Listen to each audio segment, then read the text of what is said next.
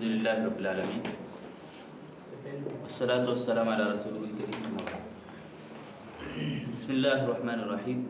ہم لوگ نواقض اسلام سن رہے ہیں. 7واں نواقض اسلام ہمارا چل رہا ہے. 7واں جادو ہے. جادو کرنے والا یا کروانے والا، جادو کے اوپر راضی ہونے والا، یہ سب بھی کیا ہے؟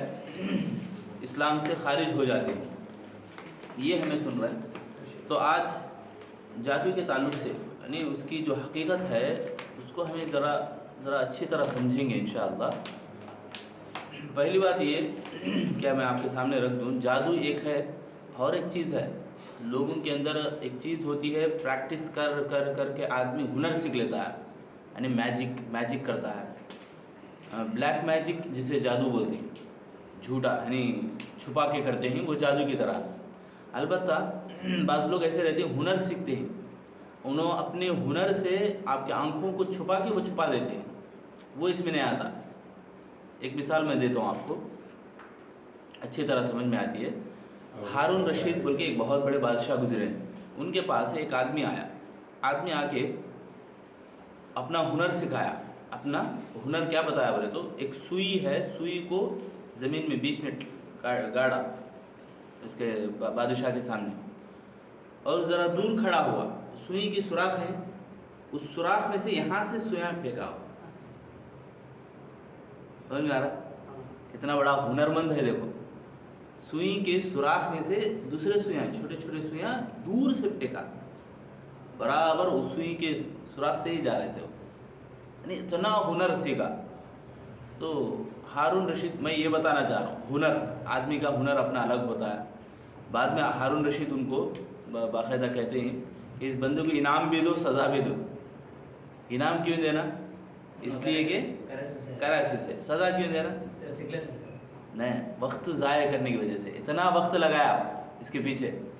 تو بہرحال یہ موضوع الگ ہے، سزا کے بارے میں اور انعام کے بارے میں. مگر جو لوگوں میں جو میجک ہے، بچے ہمیں دیکھتے رہتے جو بچپن میں، دیکھ انگلی، یہ بڑی ہے انگلی، ادھر چھوٹی ہے نہیں، گھما پھرا کے دیکھ، نیچے آگے دیکھ.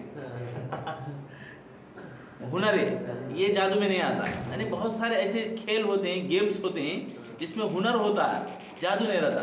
اوپر کی انگلی نیچے آگے نہیں، ویسا دکھ رہا، مگر کیا یعنی عجیب ہے. یعنی یہ گیمز الگ ہے، کھیل کود الگ ہے. مگر جادو کیا ہے بولے تو جادو کی جو حقیقت ہے اس کو ہمیں دیکھیں گے. سورہ بقرہ آیت نمبر 102 میں اللہ تعالیٰ فرماتے ہیں يعلمون الناس السحر وما انزل على الملكين ببابل هاروت وماروت وما يعلمان من احد حتى يقولا انما نحن فتنة فلا تكفر فيتعلمون منهما ما يفرقون به بين المرء وزوجه ويتعلمون منهما ما يفرقون به بين المرء وزوجه. یعنی بہت سارے لوگ باقاعدہ سیکھتے تھے، اس کو سیکھ کر میاں بیوی کے بیچ میں دراڑ ڈالتے تھے، نفرتیں ڈالتے تھے. باقاعدہ ہوتا تھا، یہ واقعی معنوں میں ہمیں نظر آتا تھا. یعنی جادو کی جو حقیقت ہے، جادو کی اسی حقیقت کو سمجھنے کے لیے امام بخاری رحمۃ اللہ علیہ کی اس حدیث کو بھی ہمیں سمجھ سکتے ہیں. حضرت عائشہ رضی اللہ عنہا فرماتی ہیں کہ اللہ کے نبی صلی اللہ علیہ وسلم کے اوپر ایک مرتبہ ایسا ہوا کہ اللہ کے نبی کچھ کام کرتے تھے اور بھول جاتے تھے، اور کچھ کام خیال کرتے تھے کہ ہو گیا یہ، مگر حقیقت میں وہ کام نہیں ہوتا تھا. مطلب جو اللہ کے نبی صلی اللہ علیہ وسلم کے اوپر جادو ہوا تھا. اور یہاں تک کہ 2 فرشتے، اللہ کے نبی صلی اللہ علیہ وسلم خود کہتے ہیں میرے پاس سرانے ایک فرشتہ آ کے بیٹھا اور پاؤں کے پاس ایک فرشتہ آ کے بیٹھا، دونوں بات کر رہے تھے آپس میں کہ اس آدمی کو کیا ہوا. تو ایک نے کہا کہ لبید بن عاصم نامی یہودی نبی صلی اللہ علیہ وسلم کی کنگھی اور بالوں میں جادو کیا ہے اور ایک کنویں کے اندر وہ باندھ دیا ہے، کنویں کے اندر رکھ دیا ہے. تو اللہ کے نبی صلی اللہ علیہ وسلم وہاں پر گئے، اس کو منگوائے اور سورۃ الفلق اور سورۃ الناس پڑھ کے دم کروائے. یعنی اس جادو کو ضائع کر دیا، نکال دیا. اس کے بعد اللہ کے نبی نے کہا اللہ یشفینی، اللہ نے مجھے شفا دی. کیا بول رہے ہیں اللہ کے نبی؟ مجھے اللہ نے شفا دی. اب بیمار ہوا تو نہ آدمی شفا ملی سو سے، تو جب بیمار ہی نہیں ہوا تو شفا کیوں دیتا اللہ تعالیٰ؟ تو یہاں اللہ کے نبی صلی اللہ علیہ وسلم کے اوپر صحیح بخاری کی حدیث میں واقعی معنوں میں جادو ہوا. اور بہت سارے لوگ کیا کرتے ہیں، سورۃ طٰہٰ کی آیت ہے، اس کو دلیل لیتے ہیں. جادو نہیں ہے، جادو نہیں بولتے ہیں. سورۃ طٰہٰ کی آیت میں کیا ہے، یخیل الیہم من سحرہم انہا تسعیٰ. موسیٰ علیہ السلام کا واقعہ ذہن میں. موسیٰ علیہ السلام جب فرعون کے پاس گئے تو فرعون پورے اپنے جادوگروں کو بھیجا تو رسیاں آئیں دوڑتی ہوئی سانپ بن کے موسیٰ علیہ السلام کو نگلنا چاہیں کاٹنا چاہیں تو بھاگنے لگے موسیٰ علیہ السلام. تو وہاں کیا ہے یخیل الیہ موسیٰ علیہ السلام کے دماغ میں خیال پیدا ہوا, جادو نہیں ہے وہ, دلیل لیتے ہیں وہ.